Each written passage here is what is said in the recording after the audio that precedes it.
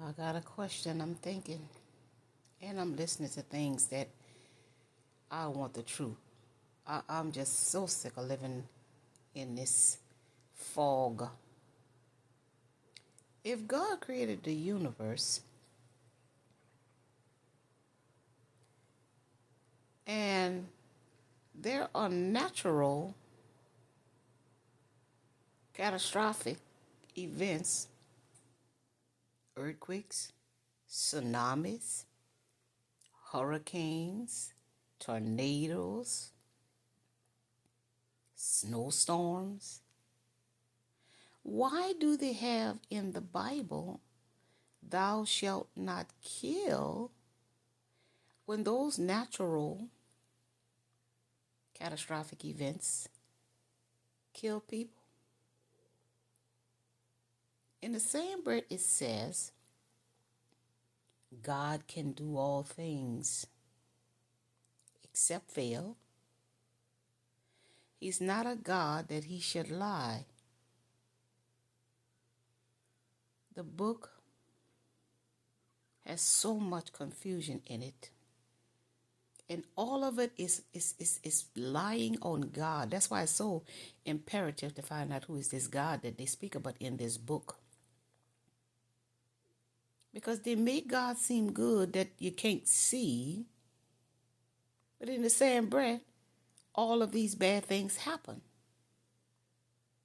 So if God created the universe, why could God not create a universe where there is no killing, where there is no catastrophic events and tsunamis and tornadoes and hurricanes? He created it.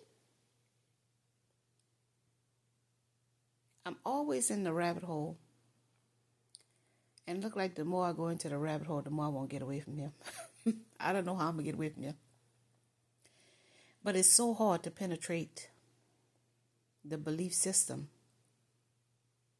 of these people who teaching people about dead people, waiting on somebody dead from thousands and thousands of years ago. They're living their lives based on what someone who is dead said when they were alive. What is the cause of a person that cannot see beyond the veil? How can a dead person's experience help a living person? And what the dead person experienced was thousands of years ago. And in this moment, it's a total different experience. This God that they have in that book is so questionable. Because it says he can do so much. People have to pray for God to not let somebody die. You see? People get killed. All of this abduction of children, organs harvesting.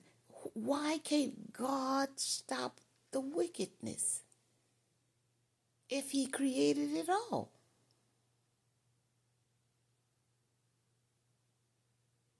Something is wrong with the picture of that holy. But y'all know holy is hollow. See? Hollow. But they made us say holy. Hollow would be. See, hollow means empty. That book is not feeding us. Not us. I don't wear that damn t-shirt no more. If I take something out of that Bible, I literally do it. Speak the truth. Shame the devil, I speak the truth. Call out anything that's not loving, that's not uplifting, that's not kind. I just use it as an example. I go with the flow of life because I know and understand I am a spirit and soul utilizing a meat suit to learn and experience human form. So again, I'm just sharing my soul journey by thinking out loud. This God that's in that holy, hollow book, you see, it's empty. People are putting life into the book. The book is empty. The words are confusing. It keeps people from love because they're in the book. They're not having personal experiences outside of that book.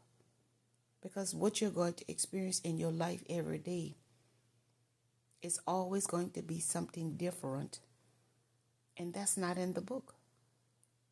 The book speaks about the exact same thing.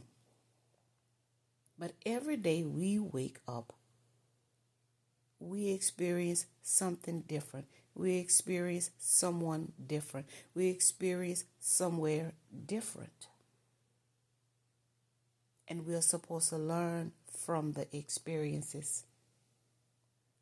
So again, why is it God can create the universe, but in the same breath, catastrophic events can kill, but the Bible says one of the commandments is thou shalt not kill. So how is it the commandments is going to ask us not to kill, but then God can turn around and kill with catastrophic events? Tsunamis, tornadoes, hurricanes. You see? They don't want you to think. The book is a means to control the mind.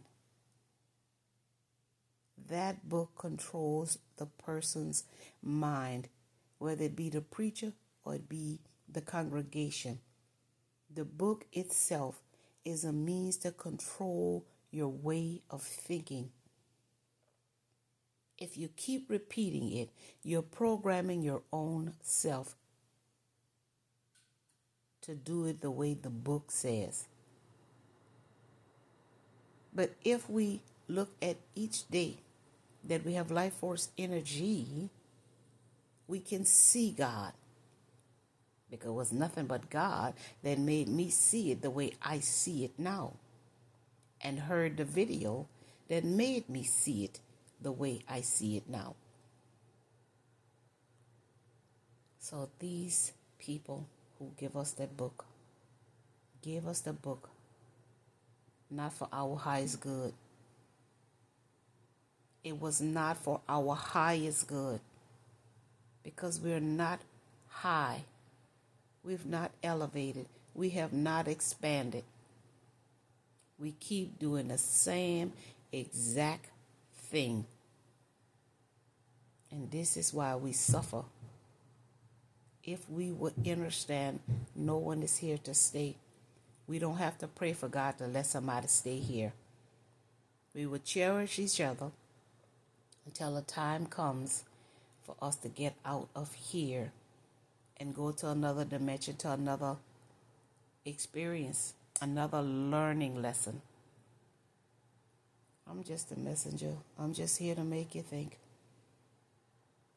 Something about the holy, hollow is empty.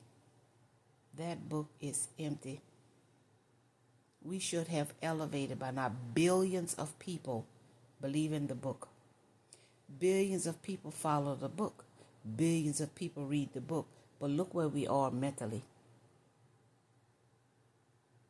Depending on something to miraculously pop up from the book. So why would God say, thou shalt not kill, created it all, and turn around and kill people with tsunamis, earthquakes, hurricanes, tornadoes, snowstorms? You see? Who causing people to get in accidents if God is in control at all times? Everything that happens is supposed to happen. But they're not teaching us to go with the flow of life. They're teaching us that we can change God's will for our life.